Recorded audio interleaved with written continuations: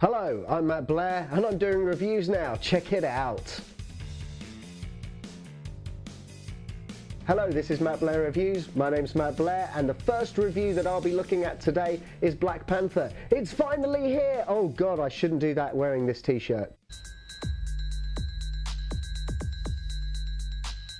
So Black Panther, the first MCU movie to feature a non-white lead. In fact, not just the lead, 99.9% of this cast are non-white. And that's a great thing. Did it put me off? No, don't be stupid. In fact, like they did with Wonder Woman and the all-female screenings, if they said that they were doing a screening and there were no whites allowed, I'd have been okay with that. I'd have been more than okay with that. But thankfully, I had the honour and the white privilege to see this movie.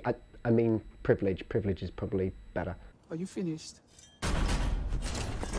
Black Panther starts off shortly after the events of Civil War, which really feels like a long time ago now, doesn't it? I mean, since Civil War, we've had Sorcerer Supreme, we've had fire demons, Jeff Goldblum in Guy Liner, and of course, debates about Kurt Russell's penis. I got a penis. Of course, Black Panther was introduced with much critical acclaim in Captain America Civil War.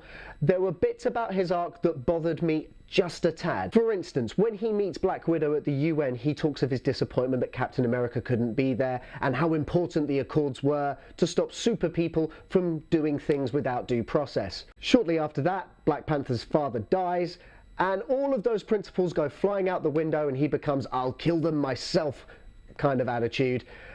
No one seems to turn around and go, actually, T'Challa, you realise that you're going against everything that we were setting up to do. But okay, that's fine. It becomes a bit of a grey area. It's a bit weird. Nevertheless, he still rocked it and people wanted to see more. I wanted to see more. If you come into this thinking that you're going to get the big Infinity War setup, you're going to be disappointed because there is not really any kind of connection to any Marvel movie. You don't even need to have seen Civil War to enjoy this film as much as I did. And that's the real question. Was it any good? Well, yes, it was really good. Everything about this film was spectacular. It's beautifully shot. The fight scene choreography, the music, the cast are on fire. I mean, not literally on fire. There are times when it feels like T'Challa is actually the least interesting character in the movie, and that's not to downplay the work that Chadwick Boseman did. It's actually more to specify how important the supporting cast were in this movie, and they were spectacular. Michael B. Jordan is a great villain. It's one that Marvel needed. They need to add more good villains to their roster.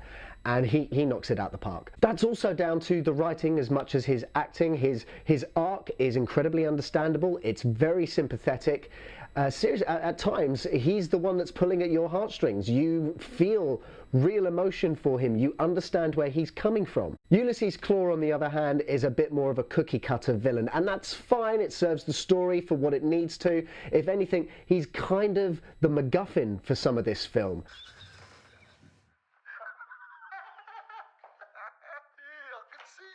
He's almost joyful, he's calculated, he's quite funny a lot of the time, and he's got a robotic arm, and unlike Agents of S.H.I.E.L.D., now if you've been watching you'll know that Agent Coulson has lost a hand and he's got a replacement that looks very much like just a real hand.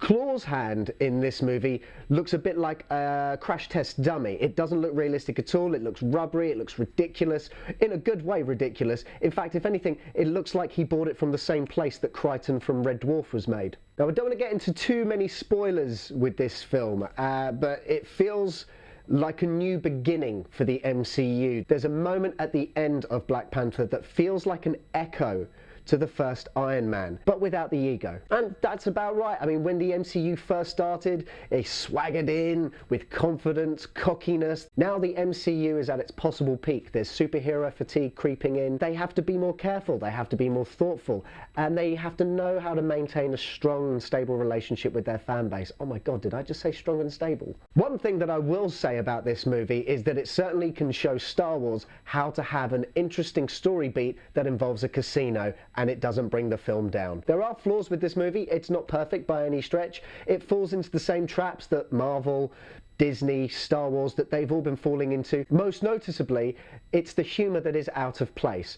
It's not that the humour is bad, it's not that the humour doesn't belong in this movie, it's the moments they don't belong in. Sometimes there's a joke that really just pulls you out of the dramatic tension. Overall, I will give this film an 8 out of 10. I will stream it, I will watch it on TV, and I'm gonna buy it as well. So that's my thoughts on Black Panther. If you like what you see on this channel, please subscribe. Also donate to the coffee link, where if you buy me a coffee, all the money from that will go towards making this channel better. Please also check out Popcorn and Wine, a series where I talk to comedians about their favourite films and what they're looking forward to this year. This has been Matt Blair Reviews. I'll see you next time.